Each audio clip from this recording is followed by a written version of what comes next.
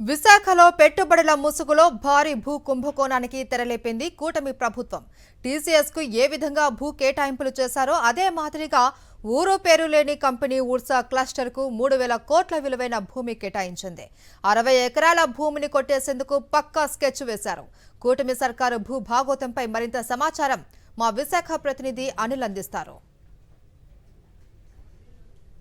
దిగ్గజ software company టీసీఎస్కు ప్రభుత్వం 21.6 ఎకరాలను కేటాయించింది. 99 పైసలకే టీసీఎస్కు భూమిని కేటాయిస్తూ రాష్ట్ర ప్రభుత్వం నిర్ణయం తీసుకుంది. ప్రస్తుతం టీసీఎస్కు కేటాయించినటువంటి భూమిలోనే నేనున్నాను. విశాఖపట్నంలోని ఐటీ సెజ్లో ఉన్నటువంటి హిల్ నెంబర్ 3లో టీసీఎస్కు ప్రస్తుతం సాక్షి టీవీ స్క్రీన్పై కనిపిస్తున్నటువంటి ఈ ప్రాంతంలోనే దాదాపు 21 ఎకరాలు ప్రభుత్వం కేటాయించడం జరిగింది. ఇదే అదునుగా భావించినటువంటి మరొక డొల్ల సాఫ్ట్వేర్ కంపెనీ పేరుతో పెద్ద ఎత్తున ఋషికొండ ప్రాంతాల్లో ఉన్నటువంటి భూములను కాజేసేందుకు కుట్ర పన్నారు. నకిలీ ఫేక్ కంపెనీలను చూపించి దాదాపుగా 60 ఎకరాలు కొట్టేయాలని చెప్పి నిర్ణయించడం జరిగింది. ఇప్పటికే ప్రభుత్వం కూడా దానికి పచ్చజెండా ఊపినట్టుగా తెలుస్తోంది. స్టేట్ ఇన్వెస్ట్మెంట్స్ ప్రమోషన్ బోర్డు కూడా ఈ ప్రతిపాదనకు ఆమోదం తెలిపింది. ఏదైతే ఇప్పుడు నమోదు చేసుకున్నటువంటి ఉర్సా క్లస్టర్ కంపెనీ ఏదైతే ఉందో ఆ కంపెనీ కనీసం గతంలో ఎప్పుడూ కార్యకలాపాలు నిర్వహించలేదు. హైదరాబాద్ కొత్తగూడలో ఉన్నటువంటి ఒక రెసిడెన్షియల్ అడ్రస్ని ప్రూఫ్గా చూపించి కంపెనీస్లో రిజిస్ట్రేషన్ చేయించి దాన్ని ఆధారంగా చేసుకుని విశాఖపట్నంలో ఉన్నటువంటి అత్యంత విలువైన భూమి అంటే దాదాపుగా ఒక్కో ఎకరం 50 కోట్లకు పైగానే పలుకుతోంది. సుమారు 3,000 కోట్ల రూపాయలు విలువ చేసేటువంటి భూమిని కొట్టేసేందుకు పక్కాగా స్కెచ్ వేసినట్టుగా అర్థమవుతా ఉంది. ఇప్పటికే అందుకు అనుగుణంగా ప్రణాళికలు కూడా సిద్ధం చేశారు.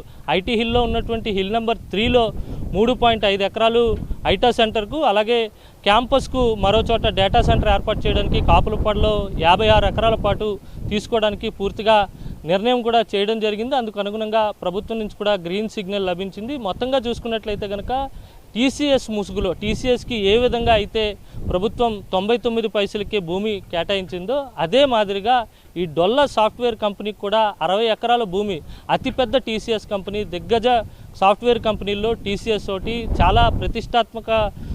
చాలా ప్రతిష్టాత్మకంగా ఉన్నటువంటి టీసీఎస్ కంపెనీకి రాష్ట్ర ప్రభుత్వం భూమి కేటాయించింది కనుక ఆ సంస్థకే 21.6 ఎకరాలు కేటాయిస్తే ఎందుకు పనికిరాని ఊరు పేరు లేని ఉర్సా క్లస్టర్ కంపెనీకి దాదాపుగా 60 ఎకరాల భూమి కేటాయించడం పట్ల విశాఖవాసులతో పాటు రాష్ట్ర ప్రజలంతా విస్మయానికి గురైనటువంటి సందర్భం నెలకొంది.